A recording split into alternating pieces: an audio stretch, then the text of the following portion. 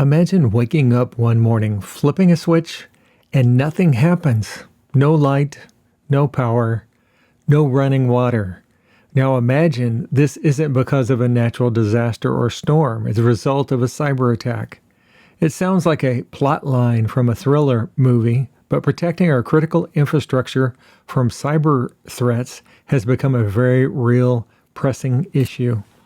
Essential services like water, electricity, natural gas are the backbone of modern society. We depend upon them for virtually everything. Our homes, businesses, schools, and hospitals rely on these systems to function seamlessly. But as these infrastructures become increasingly interconnected and digital, they also become more vulnerable to cyber attacks.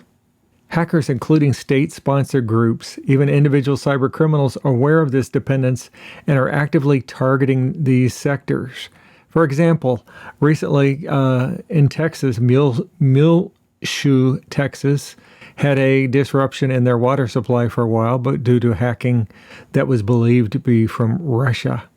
So these disruptions, financial losses, and extreme cases endangering lives. For instance, if a hacker gains control over a water treatment plant, it could tamper with water quality, endangering thousands or even millions of people. One of the biggest challenges in protecting these systems is that many were built long before cybersecurity was a concern.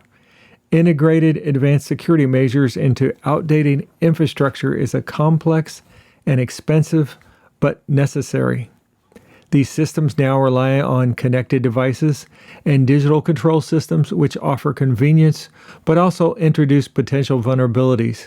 Just one weak link could be all a hacker needs to gain access. Governments and companies are investing into cybersecurity to secure critical infrastructure, but it's not a problem that technology alone can solve. It requires continuous monitoring, employee training, strict cybersecurity policies. Many attacks happen because of human error, clicking on a phishing link, or using weak passwords. But that's why educating workers and the public on cybersecurity best practices is essential. At the end of the day, securing our essential services is about more than just preventing financial loss. It's about ensuring public safety and national security. Without these protections, our everyday lives could be turned upside down in an instant. So whether it's enforcing strict cybersecurity policies or encouraging everyone to practice good cyber hygiene, every step we take brings us closer to a safer, more resilient future. Protecting critical infrastructure is no longer just an option. It's an absolute necessity. Let me share an experience we had several years ago. In much of Texas during a winter storm, and a Texas electric grid did not have enough electricity to power the entire grid due to extremely low temperatures. The capacity was reduced to not properly winterizing power generation plants and electric generating windmills. Windmills in Nordic countries use an added device that utilizes part of the electricity that was generated to keep the windmills warm enough to operate in the most extreme cold environments.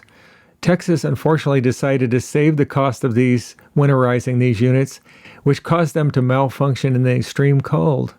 We were without power ourselves for 2.5 days. Many people during this time died as a result of no heating in this winter storm. We're coming up on the winter season soon, so what should you do if you find yourself without these utilities? In our case, we were fortunate to have a gas fireplace.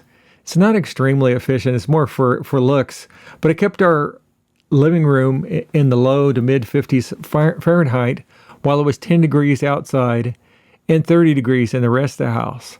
Later, we did get warmer sleeping bags that were rated down to 30 degrees and a bed-sized air mattress. Most should keep winter dripping in faucets where pipes on the outside walls to keep pipes from freezing and breaking. Later, we purchased an electric generator that runs on gasoline or LP gas that would be sufficient to keep the gas heating system running for many days. It also would keep a single window AC unit running to keep a single room cool enough if temperatures were extreme, sometimes like they do in the summer in Texas in excess of 100 degrees. If you have an electric range or oven that won't work when the power's out, purchase a Coleman stove that runs on LP tanks. Then obtain an old-fashioned coffee pot or tea kettle that can often be used when camping and heat it up on the stove. What should you do to prepare for a water outage? Most government agencies say you should keep a bare minimum of 1 gallon per day per person for at least 3 days. We keep 5 or more days worth on hand.